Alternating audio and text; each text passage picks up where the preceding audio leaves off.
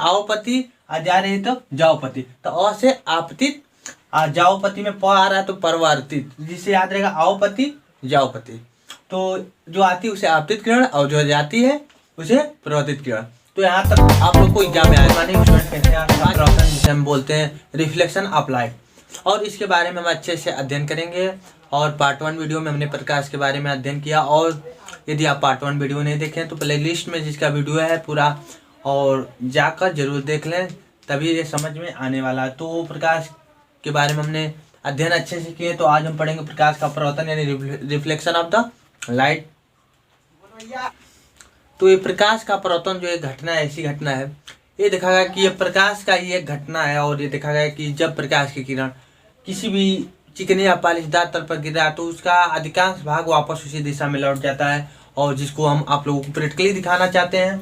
तो क्या होता है कि ये मान लेते हैं पालिशदार, तो एक हमने ग्लास लिया है और जिसे हम कांच बोलते हैं, तो ये दर्पण है, और देखिए इसमें प्रकाश की किरण क्या हो रही है, वापस उसी डायरेक्शन में लौट जा रही है।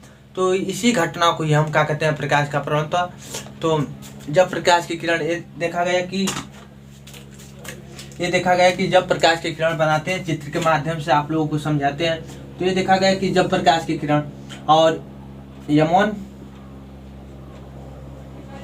दर्पण मतलब होता है शीशा, और एक दर्पण है जिसे मिरर बोलते हैं इंग्लिश में।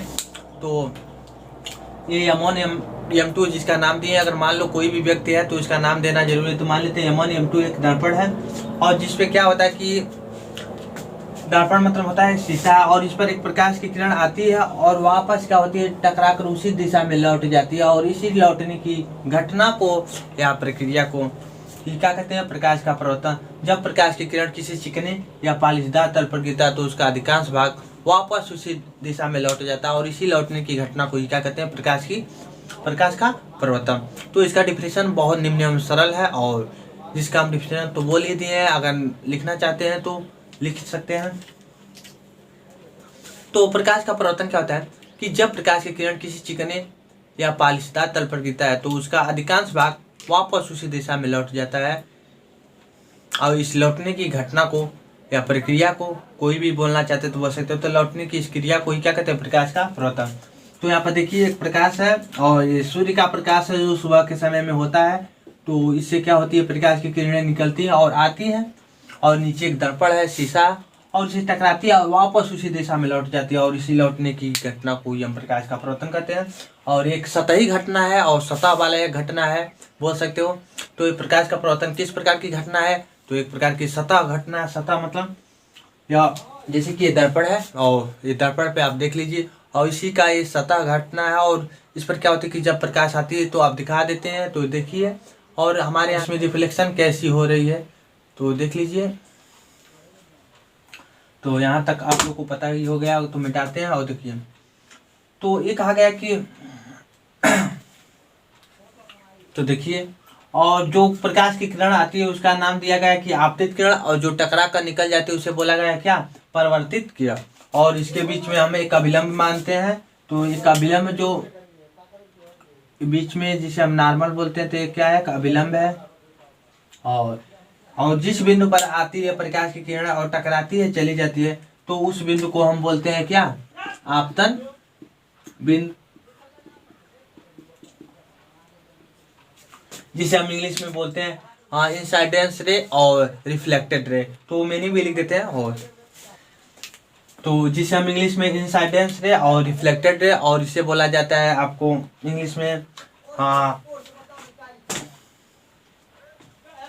पॉइंट ऑफ द इंसाइडेंस रे। तो जिसका मीनिंग आप लोग को जरूरत है तो लिख सकते हैं, तो अगर नहीं है तो रहने दो। तो जिसे हम बोलते हैं आपतित किरण, और जो टकरा कर चली जाती है उसे हम बोलते हैं परावर्तित किरण। और जिस बिंदु पर प्रकाश की किरण आती है उसे हम बोलते हैं आपतन बिंदु, और जो आती है उसे इंग्लिश में बोला जाता है इंसाइडेंस रे और रिफ्लेक्टेड रे। और इसके बीच में हमने एक अभिलंब माना है, जो इसे हम इंग्लिश में नॉर्मल बोलते हैं अभिलंब, जो इसे हम बोलते हैं अभिलंब। और ये बोला गया कि जो अभिलंब और परिवर्तित किरण और अभिलंब के बीच बने कोण को हम बोलते हैं प्रवर्तन कोण। और आपतित किरण और अभिलंब के बीच बने कोण को क्या कहते हैं? आपतन कोण। आपतन कोण। जब कहीं पर भी दो लाइनें होती है तो उनके बीच कुछ ना कुछ एंगल तो बनता ही होगा, तो बनता है। तो देखिए, और कहोगे आपतित किरण और अभिलंब के बीच बने कोण को आपतन कोण, और परिवर्तित और अभिलंब के बीच बने कोण को परिवर्तन कोण कहते हैं। जिसे आई बट्टी क्या होता है, इसे आई से दिखाते हैं और इसे आर से। तो यहाँ तक आप जानते ही होंगे। यहाँ देखो तो क्या होता है, अब इसका हम अच्छे से बताते हैं। प्रकाश का परावर्तन क्या होता है कि जब प्रकाश की किरण किसी पालिशदार या चिकने तल पर गिरता है तो उसका अधिकांश भाग वापस उसी दिशा में लौट जाता है, और इसी लौटने की प्रक्रिया को ही हम क्या कहते हैं? प्रकाश का परावर्तन या घटना को भी बोल सकते हैं। तो यहाँ तक तो समझ आ गया होगा। तो अब ये याद करना है कि अभिलंब और परावर्तित किरण के बीच बने कोण को क्या कहते हैं? परावर्तन कोण। और अभिलंब और आपतित किरण के बीच बने कोण को क्या कहते हैं? आपतन कोण। तो इसका ट्रिक ये याद कर लो, जब ये कहा जाए कि अभिलंब और परावर्तित, प से परावर्तित, प से परावर्तन कोण, और ये देखो जब का आपतित और अभिलंब के बीच बने कोण को, तो अ से आपतित, अ से इसके बीच में बनेगा कौन बनेगा? आपतन कोण। और एक ट्रिक ये आप लोगों को बताते हैं, अगर आप ये भूल जाते हैं, एग्जाम में इसका चित्र भी बनाना रहता है और इसका रचना भी किया जाता है, तो अगर ये भूल जाते हैं तो देखिए, जो प्रकाश की किरण आती है उसे हम बोलते हैं आपतित, और जो टकरा कर निकल जाती है उसे परावर्तित। तो मान लेते हैं कोई किरण लड़की है, कोई लड़की है, की से किरण, की से किरण और की से किरण। तो एक किरण लड़की है और उसके जो पति है आ रहे हैं, तो वो कह रही है कि उसके पति आ रहे हैं, तो आ रहे हैं तो कह रही है कि आओ पति, यानी आ रही है तो कह रही है आओ पति, आ जा रही है तो जाओ पति। तो अ से आपतित, जाओ पति में प आ रहा है तो परवर्तित, जिसे याद रहेगा आओ पति जाओ पति। तो जो आती है उसे आपतित किरण और जो जाती है उसे परिवर्तित किरण। तो यहाँ तक आप लोग को एग्जाम में याद ही हो जाएगा। तो देखिए, तो आप लोग ये बताते हैं जिसका रचना भी किया जाता है और जिस पर अच्छा खासा सभी नंबर मिलने वाला है, तो रचना तो आसान ही होता है। और जो आती है, हाँ लिख देते हैं, और इसे हम बोलते हैं ए, मान लेते हैं इसे बी, और सी क्या हुआ? टकरा कर आपका निकल गया। तो यहाँ देखिए, मान लेते हैं ए बी गिरती है और बी सी टकरा कर क्या होती है? निकल जाती है। तो रचना में ही आपको लिखना है। रचना जो होती है इसकी बहुत ही आसान होती है। रचना में ही करना है, जब प्रकाश की किरण जब माना M1 M2 एक क्या है? अवतल दर्पण है। रचना लिखने के लिए बता रहे हैं, माना M1 M2 एक अवतल दर्पण है जिस पर AB प्रकाश की किरण गिरती है और BC क्या होती है? टकरा कर लौट जाती है। और आपतन बिंदु पर B, और इसका नाम दे देते हैं क्या? N। BN क्या है? अभिलंब है। और जो ये भी गिरती है उसे आपतित किरण, और जो भी टकरा कर निकल जाती है उसे परिवर्तित किरण। और ये कहोगे कि परिवर्तित, और कहोगे कि अभिलंब और परिवर्तित किरण के बीच बने कोण को परिवर्तन कोण, और अभिलंब तथा आपतित किरण के बीच बने कोण को क्या? आपतन कोण। तो यही इसका रचना होता है। और भी इसके बारे में अच्छे से बुक्स में हम देखकर कर सकते। तो रचना मतलब होता है इसके बारे में क्या जान रहे हो बनाकर लिखना रहता है। तो अब जानेंगे प्रकाश के परावर्तन के 2 नियम होते हैं। तो कौन कौन होते हैं? तो चलिए बताते हैं। तो अक्सर एग्जामों में पूछ लिया करता है कि हमें वस्तुएं दिखाई देती है किसके कारण? तो प्रकाश के परावर्तन के कारण। अगर प्रकाश का परावर्तन नहीं होता, अगर मान लेते हैं और एक लाइट है और एक प्रकाश की किरण आया और बोर्ड में गया और उधर से रिफ्लेक्टेड ही नहीं हुआ, यानी टकरा कर आया ही नहीं, तो हमें वो वस्तुएं दिखाई नहीं देंगी।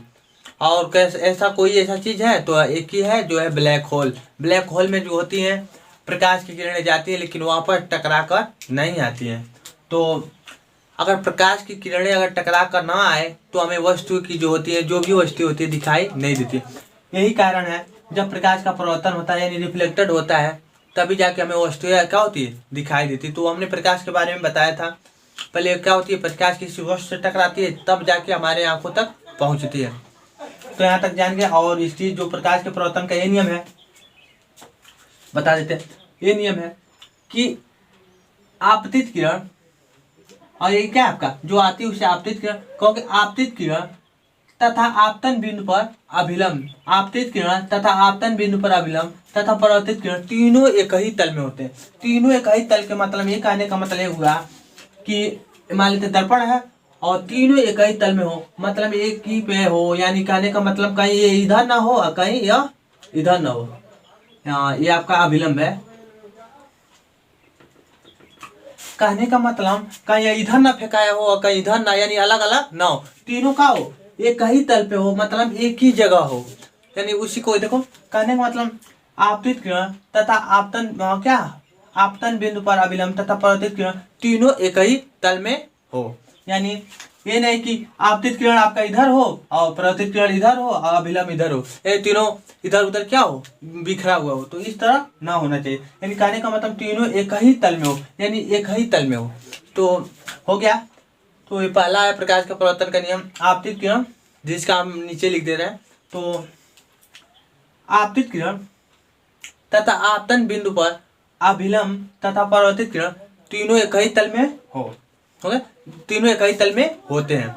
और दूसरा ये है, बहुत आसान है, परावर्तन कोण सदैव आपतन कोण की क्या होता है, बराबर होता है। तो ये दूसरा नियम है, तो जिसके बारे में आप लिख सकते हैं, और नहीं तो नीचे लिखा हुआ है और देख कर लिख सकते हैं। तो मिटाते हैं। ये कहोगे क्यों हम ये ना बोले कि आपतन कोण सदैव परावर्तन कोण के बराबर होता है, यानी कहने का मतलब जितना कोण यह होगा उतना ही कोण क्या होगा, ये भी होगा। तो हमने जो हमने बताया प्रकाश के परावर्तन में जो नियम, ये कहा कि परावर्तन कोण सदैव आपतन कोण के बराबर होता है, और ये बुकों में भी लिखा है। क्यों इस तरह लिखा गया है, तो इसका लिखने का यही कारण है। हम ये भी तो बोल सकते थे कि आपतन कोण जो होता है सदैव परावर्तन कोण के बराबर होता है, लेकिन डिफिनेशन में ऐसा नहीं लिखा गया है, इसलिए कि मान लेते अभी मान लो यह कोण, अभी ये कोण बना ही नहीं, मान लेते कोई प्रकाश की किरण है और प्रकाश की किरण आ रही है, ये आपका अभिलंब है, तो अभी ये कोण तो मान लो बन गया, अभी ये यहाँ पर प्रकाश की किरण गिरी, अभी ये कोण बना ही नहीं, तो कैसे इसके बारे में चर्चा कर सकते हो। यानी कहने का मतलब ये जो कोण बनेगा और ये कोण बनेगा तभी नहीं इसके बराबर होगा, यानी ये कहा गया है आप परावर्तन कोण सदैव आपतन कोण के बराबर होता है। यानी कहने का मतलब ये है कि मान लो ये प्रकाश की किरण गिरी, तब तक ये तो आप कोण बना ही नहीं होगा, कौन परावर्तन कोण तो बना ही नहीं होगा, तो यानी कहने का मतलब ये तब बन जाएगा, तो ये जो कोण होगा ये इससे क्या होगा, बराबर होगा। मान लो कोई किसी का कोई घर पे कोई किसी का वाइफ है और उसका मान लेते हैं कोई बच्चा है, और अभी बच्चे का जन्म ही ना हुआ हो तो कैसे मान लें कि आगे जाकर उसका नेचर जो होगा अच्छा होगा या खराब होगा, पहले ही कैसे हम सोच सकते हैं।